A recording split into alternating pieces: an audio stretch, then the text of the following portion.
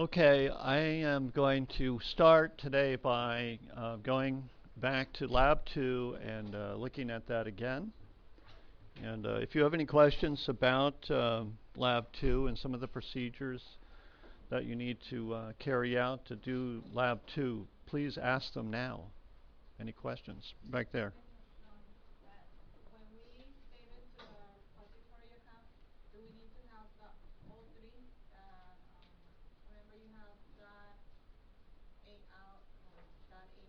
Oh, you do not need to save the a.out file. Is that the question?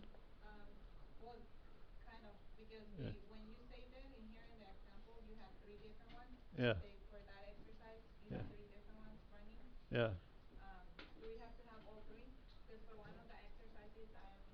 What, all three of what? All three files? Well, let me do it. I'm going to do the exercise again, and then you'll say. In fact, what I'll do is I'll do exercise 2. I'll do this exercise. We'll just do it as if we were doing a lab together right now. Okay. All right. So what we're going to do is we're not yet ready to work locally. Let's continue to work remotely by using SSH to connect to a lab machine. And we need to, once again, connect to a machine that's named jbh3-1.cse.csusb.edu.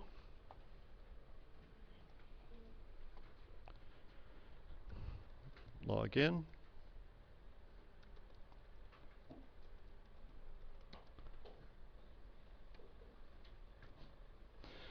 And so we're on JBH3-1, but we don't want to work on here. In fact, we can't work on here. The system administrator made sure of that. So we'll need to SSH to a lab machine.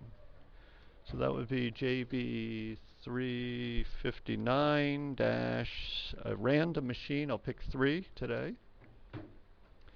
Oh, look at this. Does anybody get that? See, you know, they reinstall the system in the lab a lot.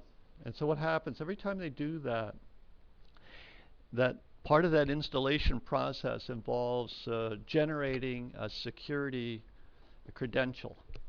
And you know, there's a private side to the credential that's just stored on the machine locally, and then there's the public side of the credential, which is distributed, meant to be made public. And we've cached the old public credential, and since that time, that the system has been reinstalled and a new security credential has been generated. So that conflicts with what we have in our cache. So I'm going to fix that. And I'm going to do that by going into this this folder. It's a hidden folder. It starts with a dot. That's why we don't see it when we list it normally. And there's a file in there called known hosts. You know, I don't know the difference between known hosts and known host 2. So I'm just going to guess my way through here. I'm going to look for what I believe to be, there's a JB359-1. See, I'm using a down arrow key here, so I'm jumping a whole line at a time. And here is, let's find it. There it is, JB359-3. I don't know when I logged into that machine. I think it was last year, last academic year, in the spring maybe. So I'm just going to delete that whole line and save. And now let's try it. Well, look at this. Now it's saying the authenticity, it's a different message. Right? It's not saying the security credentials have changed. It's saying that the authenticity of host JB359-3, and there's the IP address, the numeric address of the computer, and this is the name, the human readable name, that the authenticity of this host can't be established. RSA key fingerprint is such and such. So this is actually the number. That's a number. Look at that. See, 28:E2. This is called a hexadecimal number. There's no character in there. Those are Those are decimal digits uh, mixed with the letters A through F. So those are the hexadecimal, that's a hexadecimal representation of a number. So you see a long string, and that's just a number. And that's in fact, that number is represents that host's public security credential. Are you sure you want to continue connecting? And I'm going to say yes.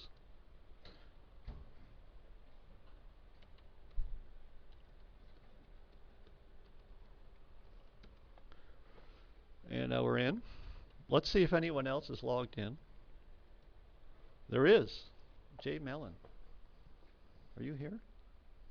Oh, you're logged into that machine, right? See, we can all, there can be many people working on one machine at the same time. All right, so now let's go into our folder and look at what we've done. Well, we have two subfolders in our working copy folder. So CSE201 is called our working copy. It's the root folder of our working copy of our repository, or my repository, and then you have one that's a separate repository, your own repository. And we have two folders in there. Let's look at one.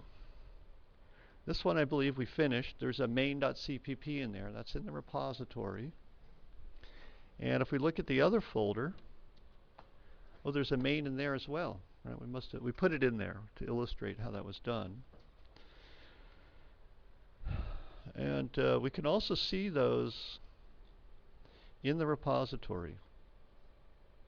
Let's go ahead and look at that. Oops.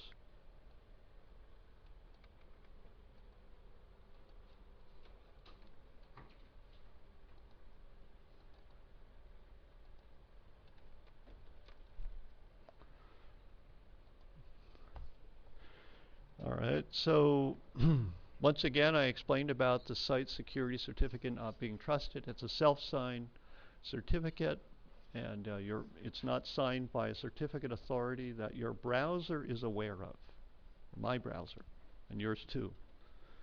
So we need to accept that certificate, which is somewhat of an unsafe practice, just in case there's a man in the middle. It could be a man in the middle attack. Some man in the middle could be pretending that it is at this IP address right here.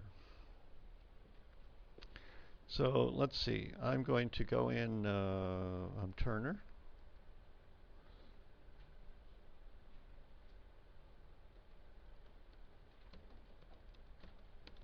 Now this is a different password than the password you use to log into the computer system. This is the password that you use to access your Subversion repository.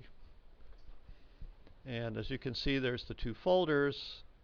This is the file in the first folder. We just did that to illustrate how to use the read and write into the repository last time. So that's the beginning of a problem that we need to solve, and that the problem is described here in exercise 2.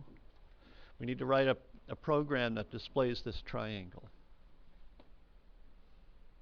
Is there any question at this point? No? Okay. Let's go ahead and write this program to solve this problem. And I have never solved this problem before, but it's a very easy problem. Let's see. Oh. I need to CD into that folder.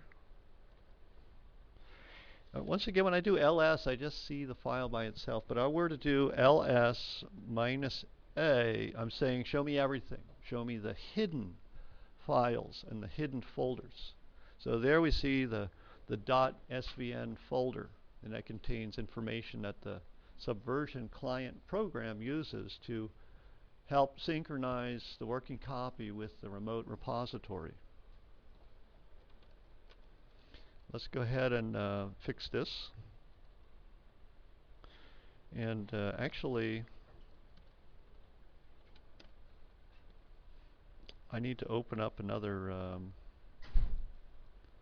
let's just grab this stuff in here. So you're working in VI. See how convenient that is?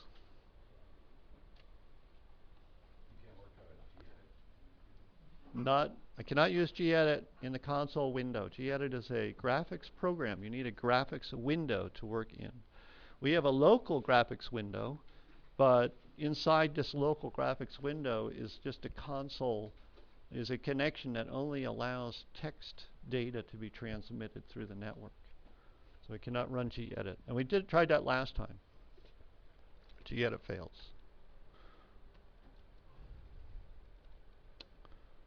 Oops.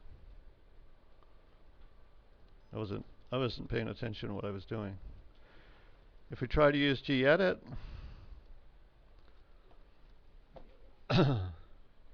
cannot open display. So can't find a display because we're running in a process that's not associated with a monitor, with a display. But we can use Nano or Pico. Was it Pico or Nano? I can't remember now. Nano. We can use Nano, but this is not as fast as the program that I was just using called VI. And I'm going to use VI because it's, whoops, see that's my VI command there. I like to use VI, it's just easier for me.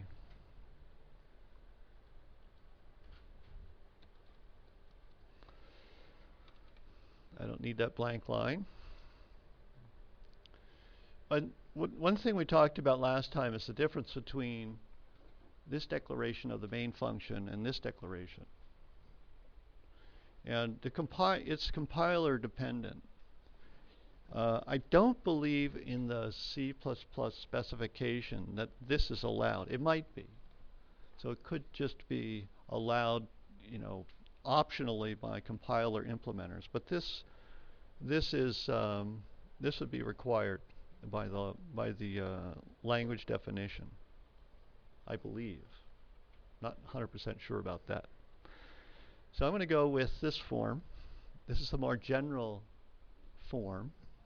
And what this is all about is this is a function, and we're going to once again talk about functions a little later on, but I'm going to talk about them a little bit now.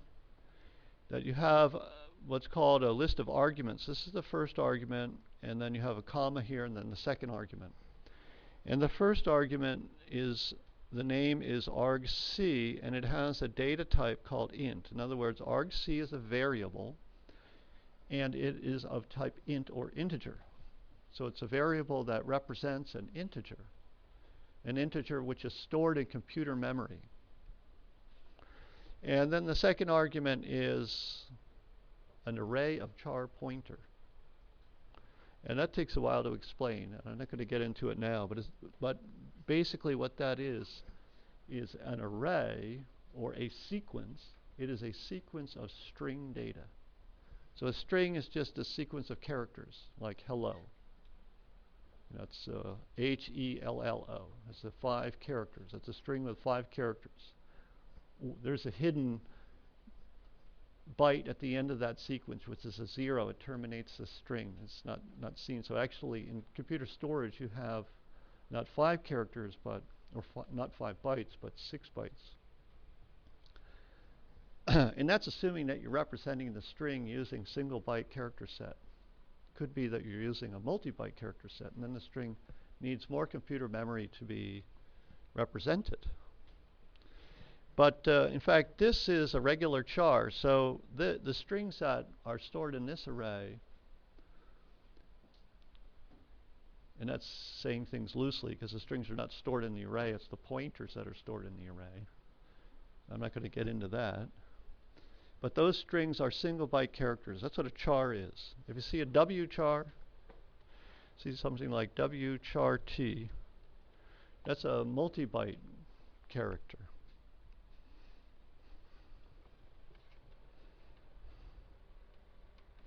We're using a single byte character here. Right? You need a multi-byte character set to represent many foreign languages, like Chinese. Right? And those kind of languages that have a lot of characters. All right, so What we want to do is print a triangle. Just going to get rid of this. Oh, and let me tell you, what are these strings that are being passed in? These are the tokens that are passed in on the command line when we execute the program. At this point, we're not going to use that. Maybe we use it later in the course. I can't remember whether we cover that. So let's just let's get this. Whoops. Let's just print something. Let's print one asterisk. Now I'm going to show you the technique. I'm not just going to solve the whole problem in one step. I'm going to do it incrementally, and I'm going to, throughout the course, I'm going to harp on that point and that technique, that when we solve these type of computational problems or computing problems, automation problems, that normally we do it in an incremental fashion. We do one step at a time. And part of the art of programming is to decide what it is that next step, what that next increment of development is going to be in constructing your solution to the problem. So I'm going to start by just printing an asterisk. I use C++. You can also use G++. It gives you the same result. So no problem. I typed in G++ main. That means it compiled. As you can see, we have a.out got generated. I'm going to delete a.out, and I'm going to show you what would happen if we had a mistake. Let's suppose that we didn't declare this correctly. Let's suppose we did this. S-return. This is a syntax error. The compiler does not understand S-return. It's going to say unknown identifier, something like that. It's going to complain. It's going to say, I don't know what S-return is. Let's see how it says that to us.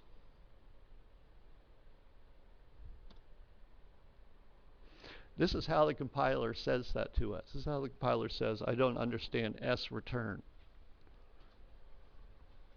In function, int main, error, return. Once again, there's a problem with the character set. That should be a quote, but it's coming across as a hat. And I should figure out how to fix that, but not right in this moment. Error. S-return was not declared in this scope. So there it is. It's complaining about S-return. So you need to read this. Even though you may not understand everything that's in there, that you should still read it carefully and look for clues that you can use to diagnose the problem, to solve the problem. And here's another clue. See the 8 right there? What is that 8? It's a line number. Line 8. That's right. And the 5 is a column number. That means is the 5th character on line 8. That's where the compiler noticed the beginning of a problem. It's not, by the way, the problem is not always where the compiler says it's having trouble. All right, so that's not a guaranteed way of finding the problem. It's just, but normally, if you just go to the location that the compiler is talking about, you'll locate the problem. And I'll show you an easy way to do that, at least in VI. We've got to look for the line 8. Let's suppose I was up here, and I'm going to search for line 8. In VI, you just do :8, and it goes to line 8. That's line 8. As you can see down here, look, line 8, 5. It even gives the character position, the 5th character in the line 8. So it shows it right in here, at least in VI. In Pico, it might show it as well, and so on.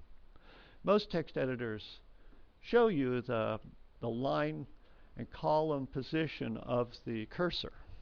So you can use that to help spot these problems. Let's fix that. And let's rebuild. And once again, we have a.out. Oh, I forgot to show. I was going to show you that when you build it and there's an error, that a.out is not generated. But I'm just going to tell you that's what happened. There's the star. So we are one step on the sequence of steps that we need to do to solve the problem. Let's do the rest of the steps. What's the best way to do this? I'm going to do it like, I'm just going to do it my way.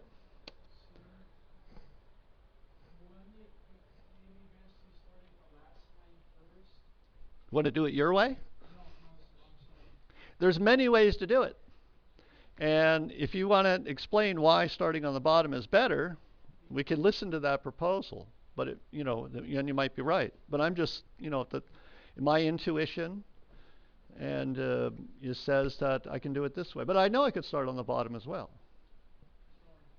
No, that's okay. It's good. I'm glad you brought this up. There are many ways to solve the problem.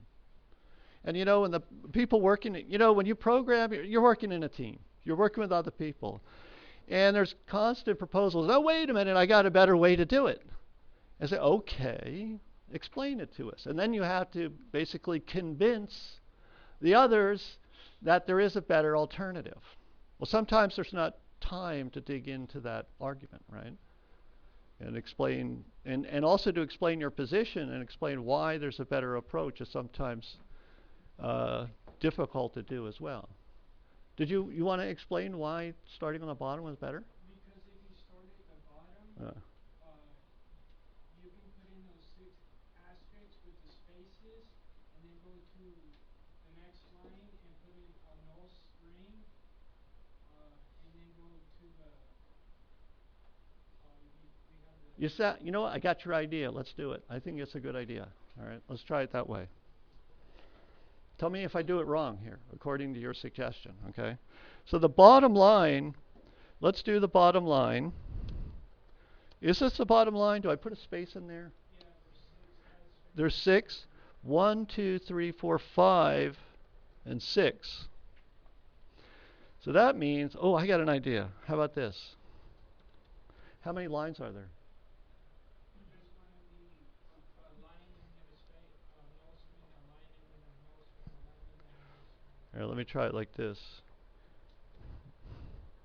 I'm going to do this. I'm going to do, how if I just do it like that? Does that look good? Is this it? Well, that's not working. Huh? You need a line with a null string in between each line that has asterisks in it.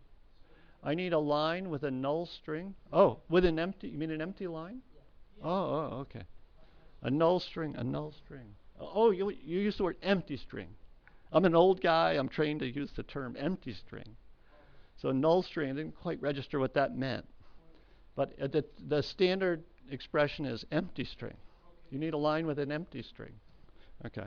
I thought when you said null string, I was thinking \n or something. I wasn't sure what you were saying, but now I understand.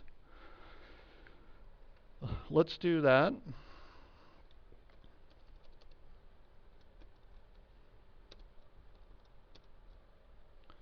So we want an empty string. Actually, it's not really an empty string. It's just a string with a new line character in it. But you have to have the amount of spaces all the way towards the end. But there's nothing in that line, right? Yeah. Let me see. This is taking longer than I thought it was going to take. And I'm going to tell you that is typical, right? It always takes longer than you think. So even with my original idea, my approach, it probably would have taken longer. So is this right for the bottom 2 lines? Or do you want to do something different than that? You have to have spaces. Huh? You have to have character spaces where it matches. Oh, so in other words, this is not correct. Is that right? Yeah. Like that, right?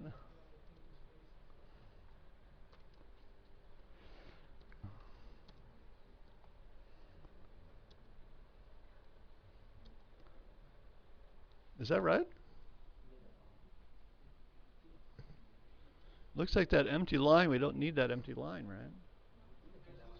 Huh? Say it again. Take that empty line out.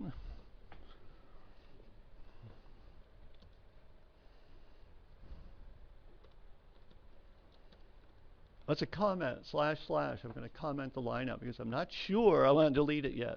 I'm just going to comment it out. Let's build it and see how it goes.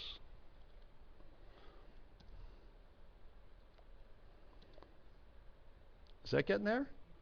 Does that look good as the beginning, as a foundation, or is that not right? It's good? All right. All right, so I'm going to get rid of that one then. So let's see. We're going to have to do something like, I'll do one at a time. Move that over one. Move that over two. And do the same here. Move that over one. Move that over two. Move that over one. Move that over two. And move that over one. We only need one. All right, that looks okay. I don't know, why do I have a space in here? I don't even need that space, right? That's not, now it looks nice and regular right now. That looks like it's going to work, right? Build it. Run it. We did it. All right, let's commit our work. And to commit, I'm going to go up. We didn't add any files. And I'm not going to add a dot out. Let's take a look at the website again here. This is lab 022. Going to hit that refresh button. This is a start, so that's out of date. Let's commit. So I'm at the root folder of the working copy, and let's do a commit.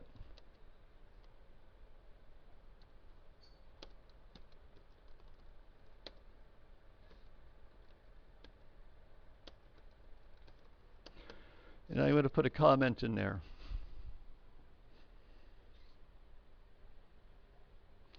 Looks good. Committed revision 4. And I'm going to reload that. There it is. That's our solution. Do you have a question about the subversion part? Yes, but when you go back to the where you see the file. Want to go back to here? No, the next step. On the web page back there. Yes. One page back? Like you mean this? The web page where you go back. Oh, the web page? Yes. So in those you have the main.cpp. Yeah. Do you need the A dot out? Yeah. No, I would prefer not to have it because I don't need that. But if you happen to commit it, it's okay. But I would rather have you omit the A dot out. Yeah, normally that's No, I have another question on that. So when I saved that one or when I committed that one, the second one, I also got a second file named main.cpp and with like a curly. Oh yeah, right. Let's see if that problem there. Watch this. I'm going to demonstrate that. Let's see if we can demonstrate it. I'm going to start this little screen program here. Uh-oh. It's not installed. It didn't install my favorite program. All right, so we're going to do it without screen. If you look in here, let's see how I can do that. Maybe I need to open up another terminal window. And if we use vi main.cpp, and then let's see if I can do that. I'm going to explain what's going on here. Let me open up. Can I do a duplicate session?